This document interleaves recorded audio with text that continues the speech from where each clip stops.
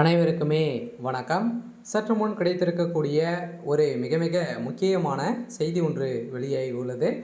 சற்று முன் கரூர் வழக்கில் 12 காவலர்கள் அதிரடி கைது, சிபிஐ விசாரணையில் சிக்கிய ஆதாரம், இது மாதிரி பார்த்தீங்கன்னா செய்திகள் வெளியாக இருக்குது. இப்போ அதிரடியாகவும் பார்த்தீங்கன்னா கரூர் நடந்த சம்பவத்தின் அடிப்படையில் 41 உயிர் பார்த்தீங்கன்னா உயிரிழந்த சம்பவம் பெரும் அதிர்ச்சியை ஏற்படுத்தியிருந்தது. ஸோ இதை தொடர்ந்து பார்த்தீங்கன்னா அதிரடியாக அந்த வழக்கை சிபிஐக்கு மாற்ற வேண்டும் அப்படின்ற மாதிரி பார்த்தீங்கன்னா பாவகவுடைய தலைவர் விஜய் அவர்கள் மேல்முறையிட்டு இப்போ சிபிஐ விசாரணையில் இருந்திருக்கு. இந்த விசாரணை அடிப்படையில் அதிரடியாக எக்கச்சக்கமான ஆதாரங்கள் சிக்கியிருக்கு.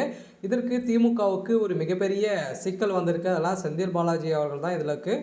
ஸோ தொடர்பு அப்படின்ற மாதிரி பார்த்தீங்கன்னா ஒரு தகவல் வெளியாகி இருந்த நிலையில் சங்கு பாதுகாவலராக இருந்த 12 காவலர்கள் கைது செய்யப்பட்டிருக்கக்கூடிய நிலையில் இப்போ அதிரடியாக பார்த்தீங்கன்னா சிபிஐ விசாரணையில் தெரிய வந்திருக்கு. சில சிபிஐ விசாரணை 12 காவலர்களும் பார்த்தீங்கன்னா விசாரணைக்கு ஆஜராகியிருக்கக்கூடிய நிலையில் அவர்கள் கொடுத்த வாக்குமூலத்தின் அடிப்படையில் இப்போ அதிரடியாக செந்தில் பாலாஜி அவர்களுக்கு சொல்லிய சம்பவம் பெரும் பரபரப்பை ஏற்படுத்தியிருக்கு. ஸோ இதை பற்றி இந்த வீடியோவில் நம்ம முழுமையாக பார்க்கலாம். ஸோ அதுக்கு முன்னாடி நம்ம சேனலுக்கு இப்போ தான் நீங்கள் முதல் முறையாக வந்திருக்கீங்க அப்படின்னா மறக்காமல் நம்மளுடைய சேனலை சப்ஸ்கிரைப் பண்ணி சப்போர்ட் பண்ணுங்கள்.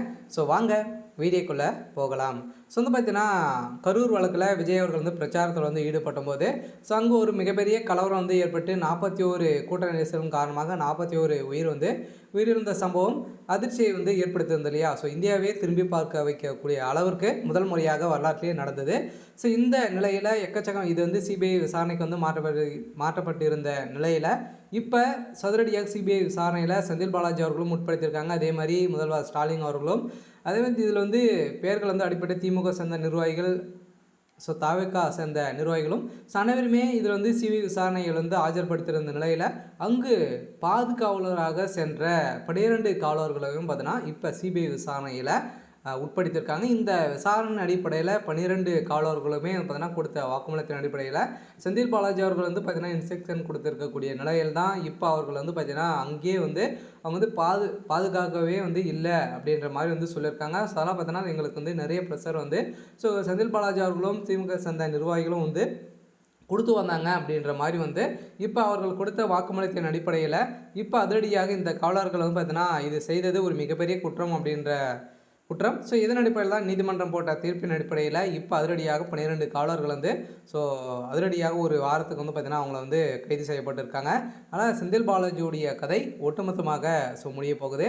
சரி, ஓகே. ஸோ இன்னைக்கான அப்டேட் இதுதான். ஸோ மறக்காமல் நம்மளுடைய சேனலை சப்ஸ்கிரைப் பண்ணி சப்போர்ட் பண்ணுங்கள். தேங்க்யூ.